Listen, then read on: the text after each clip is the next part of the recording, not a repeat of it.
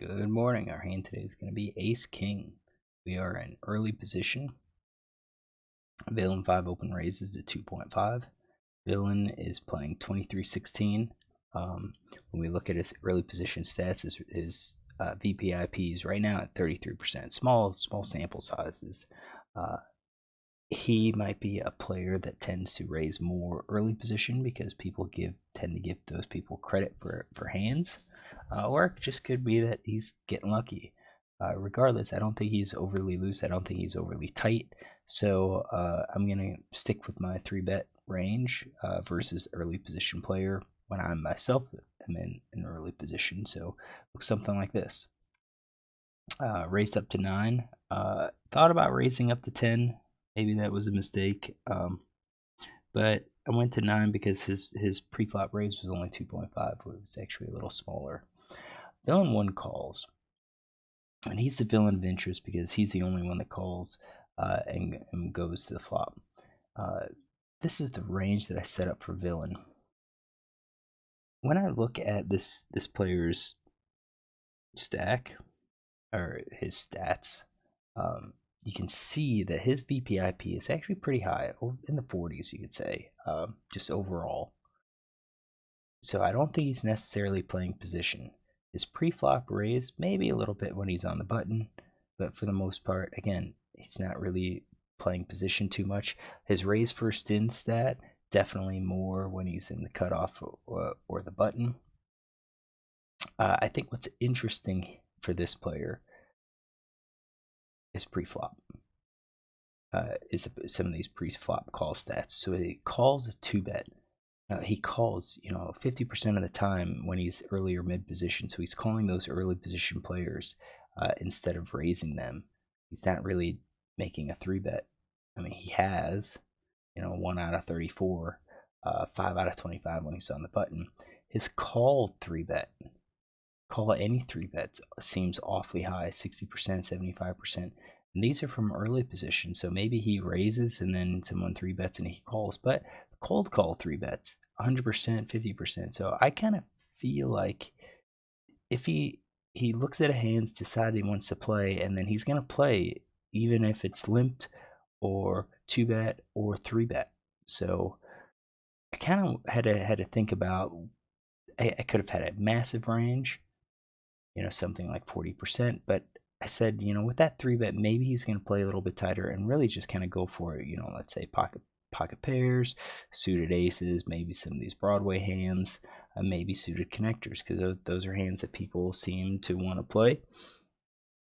And I think could call a 2-bet. So we're gonna go with this and see what happens.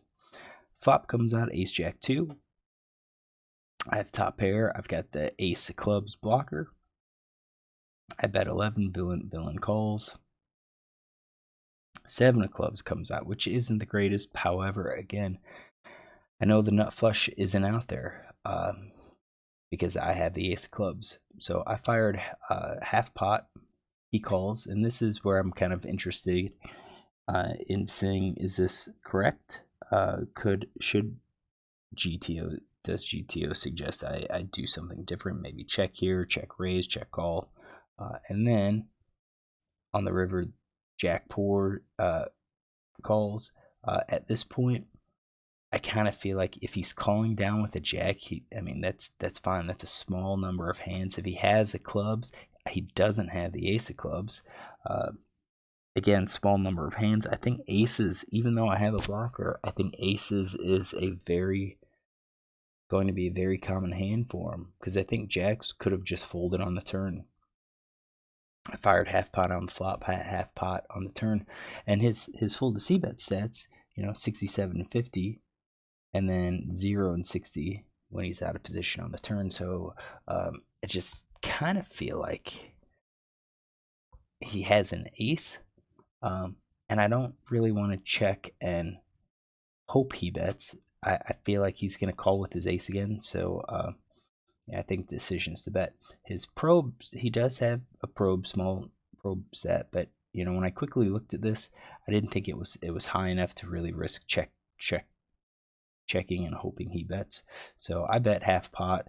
no, at this point, I had 58. I probably should have just gone all in because that's what he had. But I bet half pot and he calls, and we see a showdown. So let's check out GTO. So I know that my range is going to be just way ahead of his range. My range has the queens plus. He does not have queens plus. So I could have trip aces. He can't. I can have ace king. He can't. Or at least that's my assumption.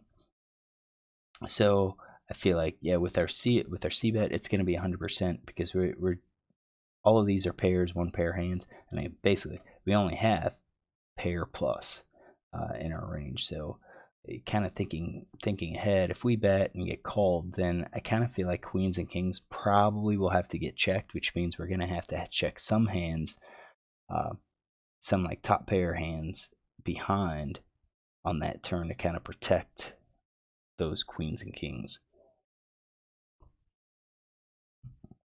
What hands? And that's kind of what I thought about. I kind of was thinking maybe this ace of clubs is one of them, because if I bet here with the ace of clubs, it's harder for him to be calling with that flush draw.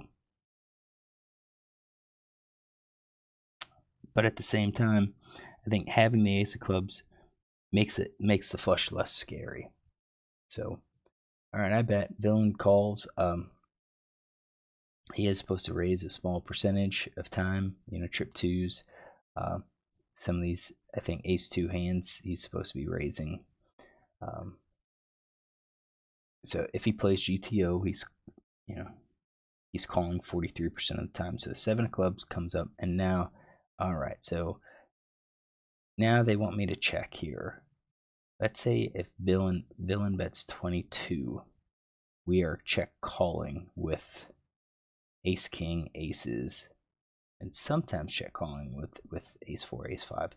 What is our raising range? Occasionally we check raise with ace king, specifically with ace of clubs. Small percentage.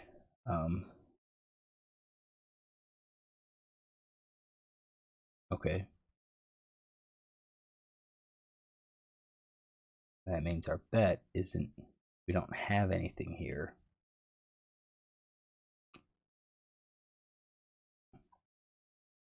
Okay.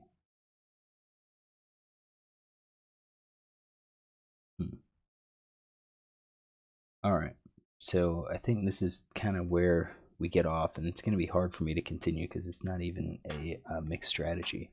So I think that idea of having to check queens and kings kind of forces our strategy then to check everything that we have in our range, because we don't really have any other good hands to check. Yeah, we have trip aces, but then we also have ace king. So like pocket pair less than top card, that's 12 combos that we're checking. We need at least 12 combos to check, which, okay, we've got 15 for our top pair. We got 3 for a set, 3 for a flush.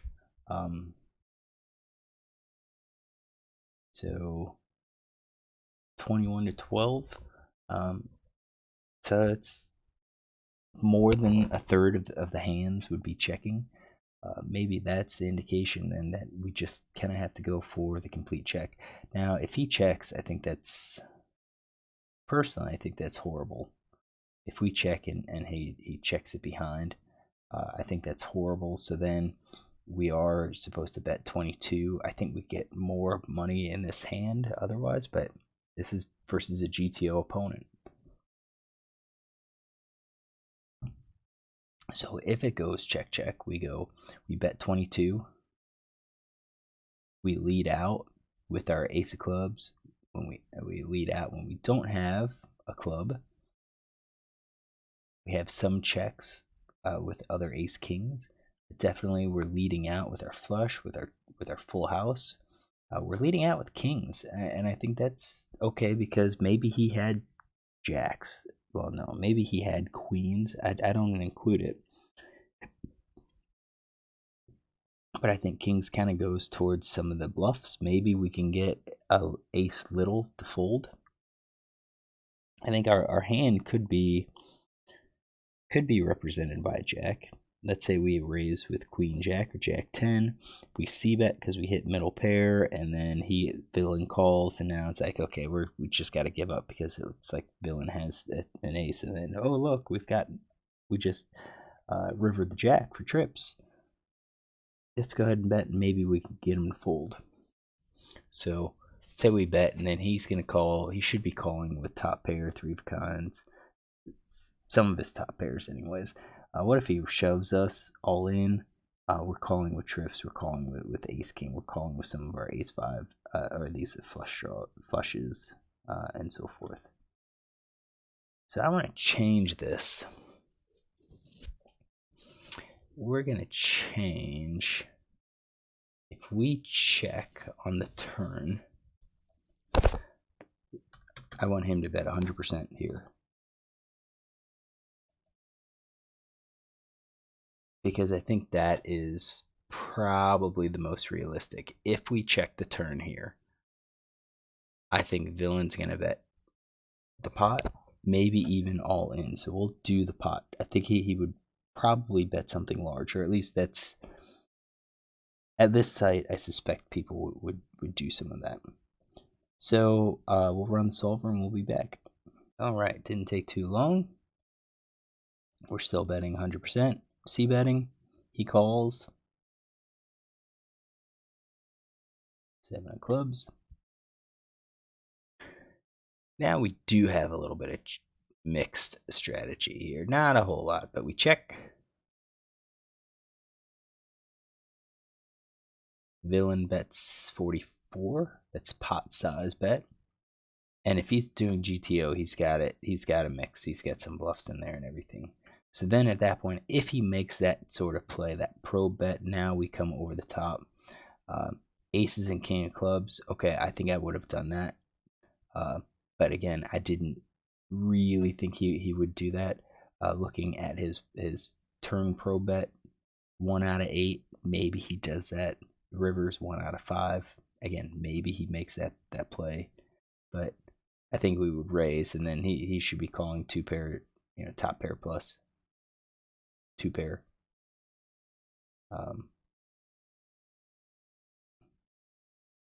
And I think if he goes higher, he would only be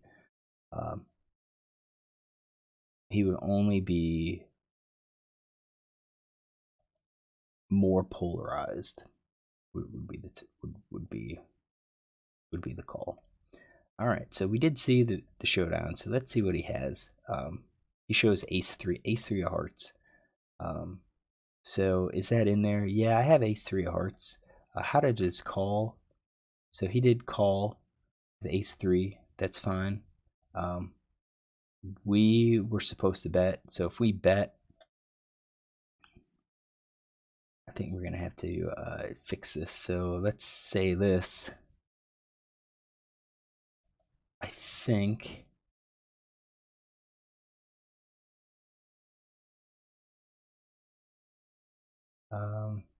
yeah, let's see here. We're gonna bet those, and I think I was gonna go for those.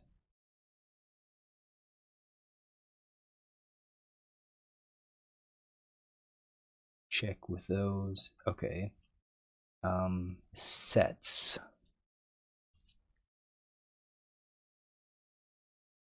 Sets are interesting.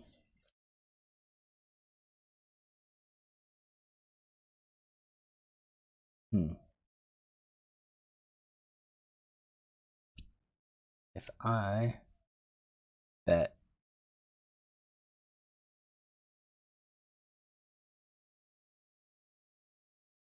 I think kings and queens check, and then I would probably check call. Aces, I think I would use as a check. I think ace king, we're using those as a bet. And probably, so I think that's probably close enough. So let's run the solver and we'll be back. All right, ran the solver. This is what we're trying to get, is how realistic was I going to play it? I do think the ace of clubs in my hand made a made my decision pretty easily. I might not have bet all of like the king of clubs here, but I think I probably would have continued because I'm thinking this villain's going to be calling, even with some of my flushes. And again, we'll weave in some of those nut flushes. We're definitely unbalanced. So we bet and he calls. I believe that's a jack of diamonds. Right? Now he's not supposed to call. He should be raising.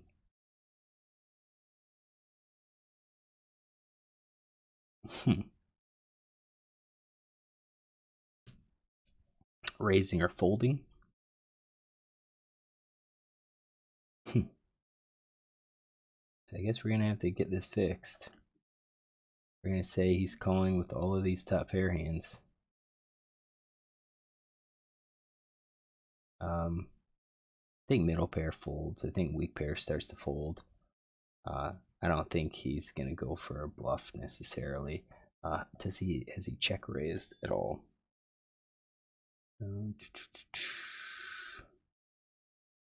Check raised, raise the C bet few times. Check raise 19, raise the C bet 1 out of 9. Raise the C bet 100%. He's gonna have like premiums here, so I think his flush draw possibly raises the set. Possibly raises. We're gonna say 2 pair calls. If he has a set, it would be jacks because he should have raised.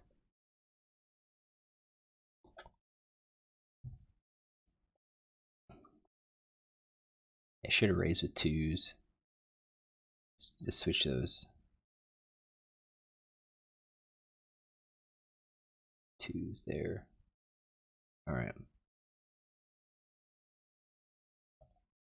All right, we'll be back. I'm going to run a series of these to get to that turn decision.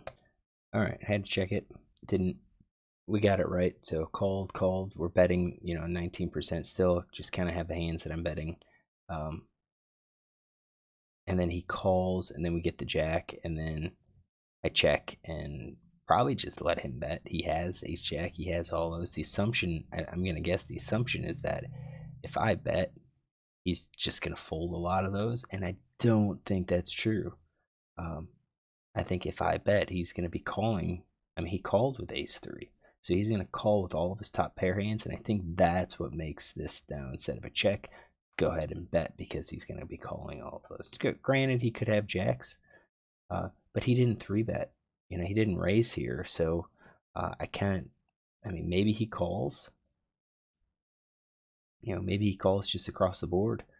Even with the set, and is waiting to raise. So let's check that out. Yeah, so he calls. He's just calling, and then it's still, I think we're checking here with the idea that if he bets, he's just going to call. So, we really shouldn't ever get to that spot.